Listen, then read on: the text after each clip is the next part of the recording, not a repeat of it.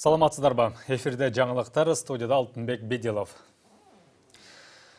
Мурдагы саламаттыкты сактоо министри Космосбек Чолпонбаев 15 ноябрга чейин Бишкектеги номер 1 тергөө абагына камалды. Мындай чечимди 1 май райондук соту кечинде чыгарды. Башкы прокуратура экс-министри кылмыш кодексинин кызмат абалынан кыянаттык менен пайдалануу беренеси менен каралган кылмыш иши боюнча шек саналып жатканын маалымдады. Ал кызмат абалынан пайдаланып, элдин жана мамлекеттин кызыкчылыгына каршы туруп, консультациялык кызмат көрсөтүү боюнча келишим түзгөн деп шектелүүдө. Натыйжада мамлекеттик бюджетке 65 миллион сомдук зыян келтирилген. Буга чейин бул сумма 9 миллион деп айтылган болчу.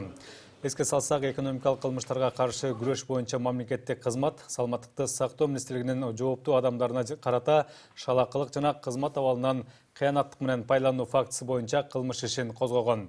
Териштирүүнүн алкагында экс-министри жай айларында суракка чакырылган.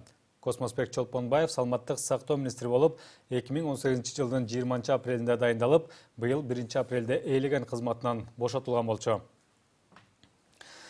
Ошондой эле кече өткөн Коопсуздук кеңешинин жыйынында экономикалык кылмыштуулукка каршы күрөшүү боюнча мамлекеттик кызматтын төрагасы Бакир Таиров пандемияга байланышкан 5 кылмыш иши каралып жаткандыгын билдирди. Желекчинин айтымында апаат маалында медициналык буюмдарды жана дары-дармектерди сатып алуу боюнча шашылыш чараларды көрбөгөндөрдүн жоопкерчилиги каралууда. Маалыматка ылайык, анда шалакылык жана коррупция беренелери боюнча кылмыш иштери тергелип жатат. Эске салсак, буга чейин тиешелүү териштирүү мекемеси саламаттыкты сактоо министрлигинин кызмат адамдарына карата коррупция жана айрым фармацевтикалык компаниялардын кызыкчылыгын коргоо фактысы боюнча иштер жүрүп жатканын кабарлаган.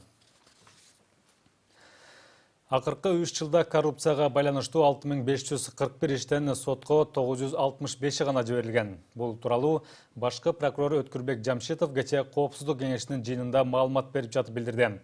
Прокуратура жана башка укук коргоо органдары тарабынан 2018-19 жылдар жана 2020 жылдын 8 айында кылмыштардын жана жоруктардын бирдиктүү реестрине коррупцияга жана кызматтык кылмыштарга байланышкан 6541 факты каттап, сотко чейинки териштирүүгө алган.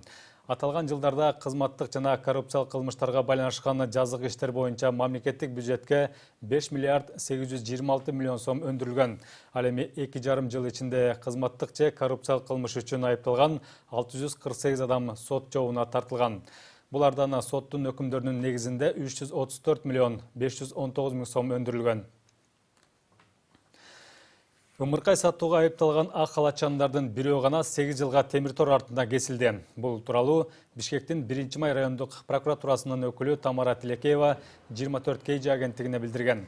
Анда белгиленгендей, аталган райондук соттун судьясы бала сатууга шектелген 6 медикти күнөөлүү деп тапкан. Бирок бир гана айыпталуучу Чолпон Кененбаева 8 жылга темир тор артында кесилген. Ал эми Гүлнура Токтосунова, Токтобүбө Осмонова, Мурас Эсенжанова, Дамира Ниязова жана Айзада Асанбаевага ар кандай мөөнөттөгү жазалар чегерилип, бирок аларга амнистия колдонуу менен сот залынан бошоткон. Соттолгондор өкүм менен макул эместигин билдирип, Бишкек шаардык сотуна кайрылууга белсенип жатышыптыр. Эске салсак, 2 жыл мурда милиционерлер ымыркай сатууга шектелген медиктерди кармашкан. Ички иштер министрлигинин расмий маалыматы боюнча 3 факты аныкталган. Айыпталган ак халатчандар ымыркайларды гана сатпастан туулгандыгы тууралуу жасалма документтерди даярдап турушкан. Бишкек Нарын Торгар жолунун Долон ашуусундагы 286-чакырымында оор жүк ташуучу Volvo үлгүсүндөгү унаа оодарылып кетип, 2 киши жабыркады.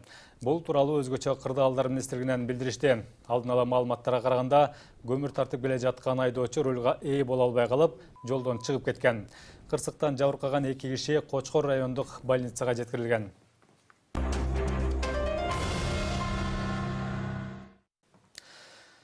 Бүгүн өлкөдө COVID-19 илдетинин жаңы 91 учуру катталып, 98 бейтап жаңы типтеги вирустан айыгып чыкты. Бул тууралуу саламаттыкты сактоо министрлигинин өкүлү Айнура Акматова брифингде билдирди. Жалпысынан алганда өлкөдө коронавирусту жуктуруп алгандардын саны 45.244кө жетип, анын ичинен 41.415 бейтап ооруну жеңген. Өткөн суткада өлкөдө коронавирустан каза тапкандар катталган жок. Учурда 547 бейтап ооруканаларда болсо, 1772 киши амбулатордук дарыланууда. Ошондой эле бир сутка аралыгында өлкө боюнча 3 медицина кызматкери илдетти жуктуруп алганы аныкталган. Анын 2 Баткенде болсо, бир учур Жалал Абад областында. Ошол эле убакта ооруканалардан 4 медкызматкер жана үй карантининден 17 ахалатчан айыгып чыгарылган. Жалпысынан COVID-19 илдети менен мед кызматкерлери арасында 3188 учур катталса, алардын ичинен 2760 айыгып үйлөрүнө кайткан. Акыркы сутка ичинде республика боюнча COVID-19 илдетинен каза болгон учурлар катталган жок. Ал эми жалпы каза болгондордун саны республика боюнча 1063 кишини түздү. Анын ичинде лаборатордук тастыкталган 266 жана клиника эпидемиологиялык тастыкталган 797. Бир сутка ичинде коронавирус илдетин жуктуруп алган медициналык кызматкерлердин саны 3 адамды түздү. Бул учурлар Баткен облусунда 2 жана Жалал Абад облусунда 1 учур катталды. Бишкектеги 6 ооруканага борборлоштурулган кычкылтек орнотулат. Экономика министрлиги борбордогу медициналык жайларга товар ташып жеткирүү жана борборлоштурулган кычкылтек менен газификатор системасын киргизүү үчүн конкурс жарыяланганын билдирди. Ага ылайык кээ бир медициналык мекемелерди жабдуу менен камсыздоого 2 миллион 700 миң сом керектелсе, айрымдарына 11 миллиондор жумшалат. Билдирүүгө ылайык тендерди региондорду өнүктүрүү жана социалдык өнөктөштүк фонду өткөрөт. Жогоруда аталган жумуштар менен алектенген компаниялар 23 сентябрда саат 12:00 чейин кайрылса болот. Конкурстук документтерди кароо ушул эле күнү саат 14:00 башталып, анын жыйынтыгы катышуучуларга почта аркылуу кабарланат. Белгилей кетсек, борборлоштурулган кычкылтек киргизүү иштери номер 1, номер 6 клиникалык ооруканаларында, номер 3 шаардык балдар клиникалык ооруканасында жана улуттук госпиталдын 3-корпусунда жүргүзүлөт. Учурда чет өлкөлөрдө жүргөн жана паспортунун мөөнөтү 2020 жылдын 1 январынан 31 декабрына чейин аяктаган кыргызстандык жарандарга шайлоодо добуш берүүгө уруксаат берилди. Бул тууралуу Тышкы иштер министрлигинен билдиришти. Ага ылайык жарандар учурда жашаган өлкөдөгү Кыргызстандын элчилик, консулдуктарына кайрылып, документтин мөөнөтүн жыл аягына чейин узартып алышса болот. Паспортко басылган атайын мөөрү жарандын паспортуна жарактуу деген макам берет. Кыргызстандагы быйылкы парламенттик шайлоого байланыштуу чет өлкөлөрдө 44 шайлоо участогу ачылган. Чет жакта ачылган шайлоо тилкелеринин көпчүлүгү Россияда. Быйыл Италиядагы жана Франциядагы кыргызстандыктар алгачкы жолу добуш берүү мүмкүнчүлүгүнө ээ болушат. Расмий маалыматка ылайык, тышта жүргөн кыргызстандыктардын 13 миңден ашыгы добуш берүү укугуна ээ болсо, алардын 6 миңден ашууну Россияда.